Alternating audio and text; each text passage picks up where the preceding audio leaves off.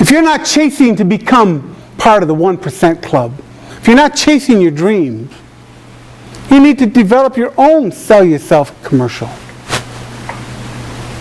But then you need to go back, and what I did was, I went back to all 73 things that I did and anchored them.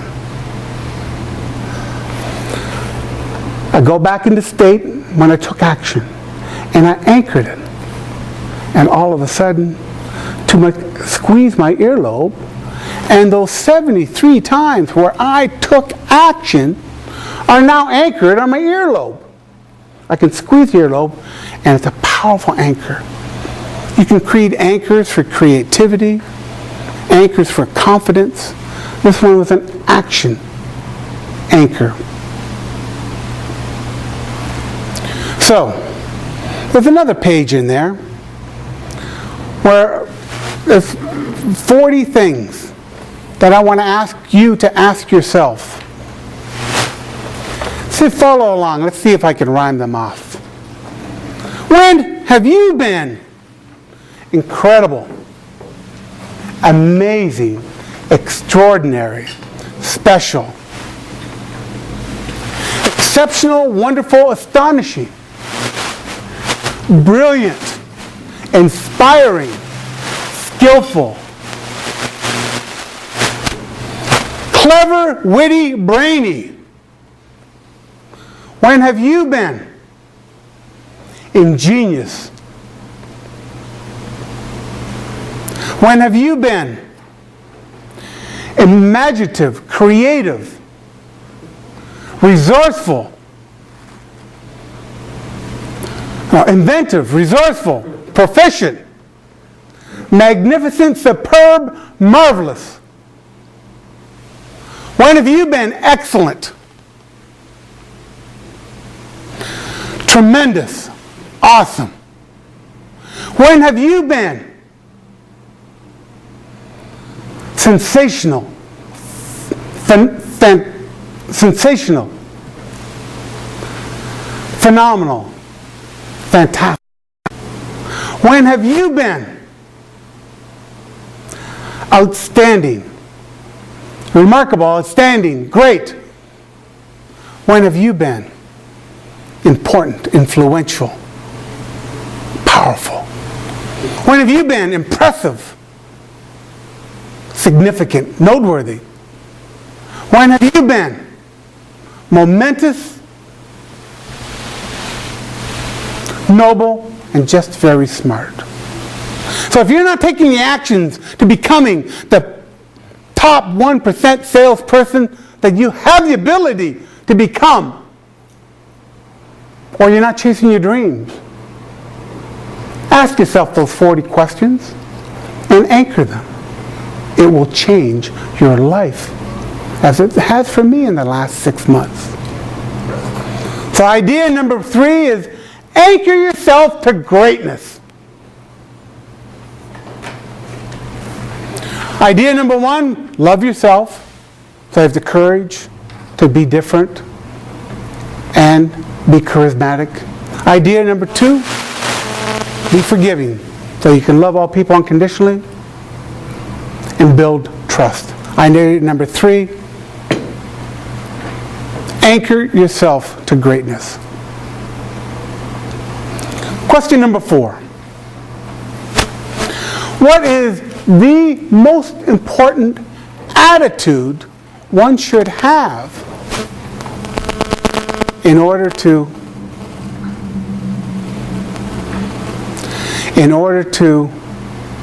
be great?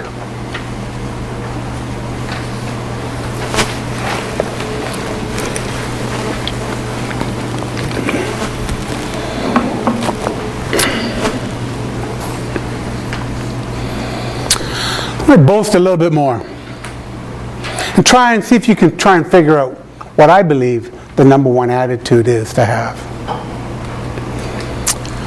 My very first corporate job was working for Uniroyal Tire. I started as a sales management trainee, and eventually, after 7 years, I finally was given my own district. We had a whole warehouse, a retail store. And during the first part of my first year, I read a book, How to Win Friends and Influence People. I devoured this book and truly tried to become friends with the 40 wholesale accounts that we're already dealing with. But then the other 160 potential accounts. They were all potential wholesale customers, those 160. Well, in that first year, I doubled the number of wholesale accounts we were dealing with. I doubled sales overall. I had the store double its retail sales. I became the whiz kid in the country. Wow. I was the youngest manager in the country, and I was the whiz kid. Our territory, my district, was already doing average market share before I took over. But this book helped me become the whiz kid in the country. The reason I moved on from Uniroyal, I thought, well, it's going to be a long time before I ever could move up the ladder because I was so young, the next level up, they were all so old. So I wanted to move on to more challenges. I helped a company that had $40 million invested into it. I helped that company go bankrupt. Natural gas for vehicles, CNG fuel systems. So that didn't last too long because I was part of the up and down. But then I started to sell Dale Carnegie Training. Dale Carnegie Training is the world's largest training organization in the world. It's a feature training course. You may have heard of it. The Dale Carnegie course in effective speaking and human relations. I was a sales associate, and I also helped teach the course over a dozen times. And it was 100% commission. No salary, no expense. I struggled. I struggled for 3 years that I was with them. Kevin Crone, who owns I think it's the largest franchise in the world now, still, he's grown to most of the country now. If he were to go out on a lead, 95% of the time he came back with an order. The course sells right now for $2,000 for an 8-evening course. I'd be lucky if I came back with an order 10% of the time. I struggled. I delivered pizzas at nights and on weekends to help feed my family. My wife was at home. At the beginning of it, I had one boy and then another son. For 3 years, I couldn't even get, for the first year, they were talking all about these 4 different personality styles, and I was reading. It took me a whole year to begin to understand what they were talking about, 4 different buying patterns that people tend to have. I'm selling a sales training course, and I couldn't sell myself. I struggled. I was reading the books, I struggled. After 3 years, I had this offer to go to work for Motorola. It was the beginning of 1987. And for the first month, no orders. Second month, not a single phone. I was able to get through and have appointments with small businessmen, but I could never get through to the corporate ones until I eventually used that technique in the summer of 1987. So there I was, struggling to sell, still delivering pizzas at night and on weekends to feed the family. I now had 2 boys. I was now living with my mother-in-law. Eventually, in the 3rd month, I got 1 order. But it wasn't from a lead that I generated. It was a lead that was given to me. I had to drive north of Perry Sound to a company called Tudhope Cartage, and I wrote my first order finally. At the end of 3 months, grand total of 1 order given to me. Motorola, Craig Farrell, the divisional sales manager for Ontario, gave me a 2-week warning. You see, I was in my 4th month now.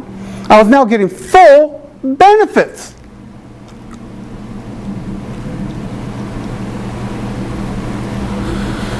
Two weeks went by, no more orders. Another 2-week warning letter. My 16th week. I still didn't sell a phone. They were so expensive. No one could afford to buy them except people, presidents of medium-sized companies or senior executives. But I hadn't been able to connect with any of them. 16 weeks. No orders. Not a one that I could generate. So there I am, my 17th week. I finally did one thing,